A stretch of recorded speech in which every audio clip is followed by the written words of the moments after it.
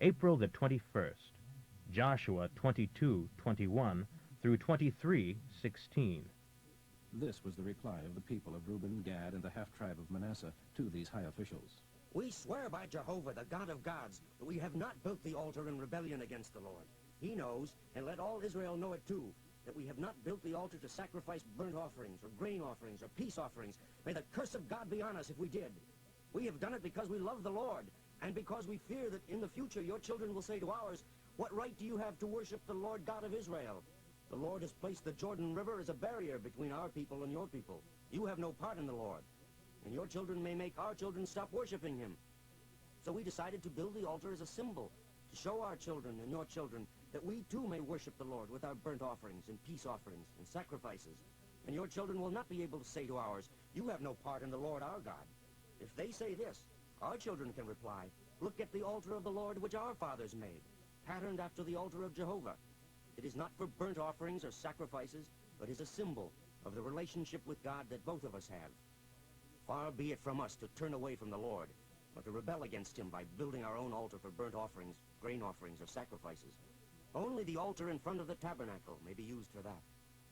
When Phinehas the priest and the high officials heard this from the tribes of Reuben, Gad, and Manasseh, they were very happy.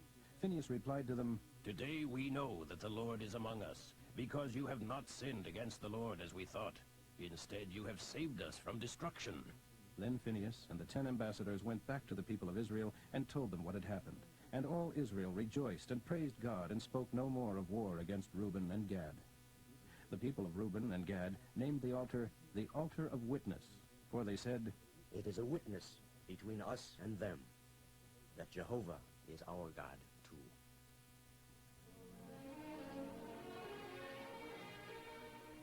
Long after this, when the Lord had given success to the people of Israel against their enemies, and when Joshua was very old, he called for the leaders of Israel, the elders, judges, and officers, and said to them, "I am an old man now, and you have seen all that the Lord your God has done for you during my lifetime. He has fought for you against your enemies and has given you their land. And I have divided to you the land of the nations yet unconquered, as well as the land of those you have already destroyed. All the land, from the Jordan River to the Mediterranean Sea, shall be yours. For the Lord your God will drive out all the people living there now, and you will live there instead, just as he has promised you. But be very sure to follow all the instructions written in the book of the laws of Moses. Do not deviate from them the least little bit. Be sure that you do not mix with the heathen people still remaining in the land. Do not even mention the names of their gods, much less swear by them or worship them. But follow the Lord your God just as you have until now. He has driven out great, strong nations from before you, and no one has been able to defeat you. Each one of you has put to flight 1,000 of the enemy, for the Lord your God fights for you just as he has promised. So be very careful to keep on loving him. If you don't, and if you begin to intermarry with the nations around you, then know for a certainty that the Lord your God will no longer chase those nations from your land.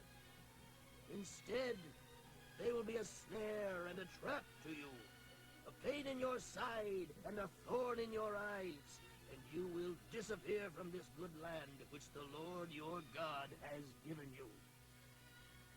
Soon, I will be going the way of all the earth.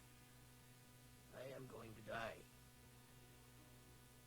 You know very well that God's promises to you have all come true, but as certainly as the Lord has given you the good things he promised, just as certainly he will bring evil upon you if you disobey him. For if you worship other gods, he will completely wipe you out from this good land which the Lord has given you. His anger will rise hot against you, and you will quickly perish.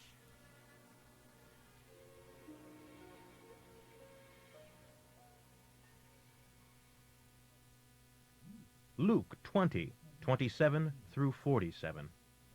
Then some Sadducees, men who believe that death is the end of existence, that there is no resurrection, came to Jesus with this. The laws of Moses state that if a man dies without children, the man's brother shall marry the widow, and their children will legally belong to the dead man, to carry on his name. We know of a family of 7 brothers. The oldest married and then died without any children. His brother married the widow, and he too died, still no children. And so it went, one after the other, until each of the 7 had married her and died, leaving no children. Finally, the woman died also. Now here is our question. Whose wife will she be in the resurrection? For all of them were married to her. Jesus replied, Marriage is for people here on earth.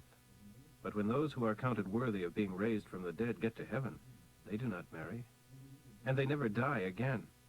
In these respects they are like angels, and are sons of God, for they are raised up in new life from the dead. But as to your real question, whether or not there is a resurrection, why, even the writings of Moses himself prove this.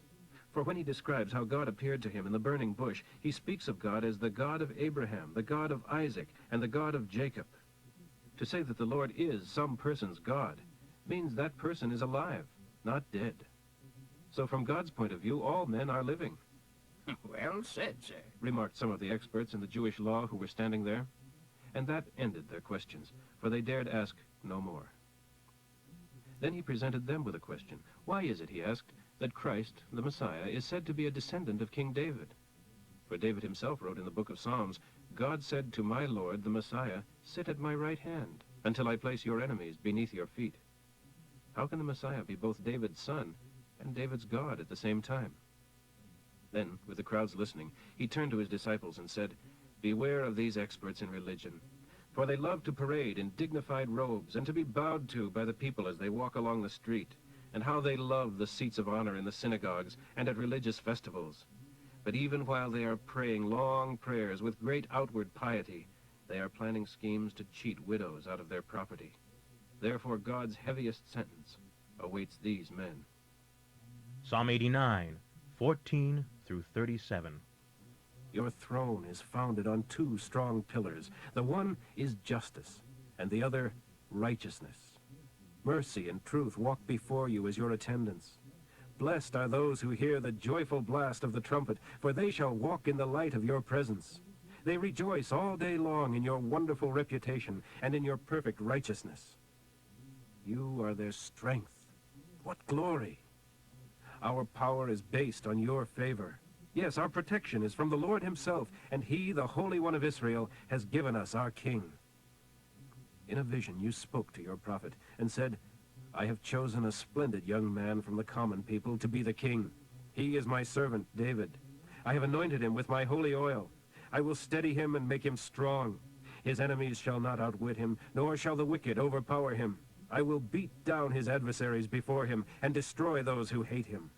I will protect and bless him constantly and surround him with my love. He will be great because of me. He will hold sway from the Euphrates River to the Mediterranean Sea.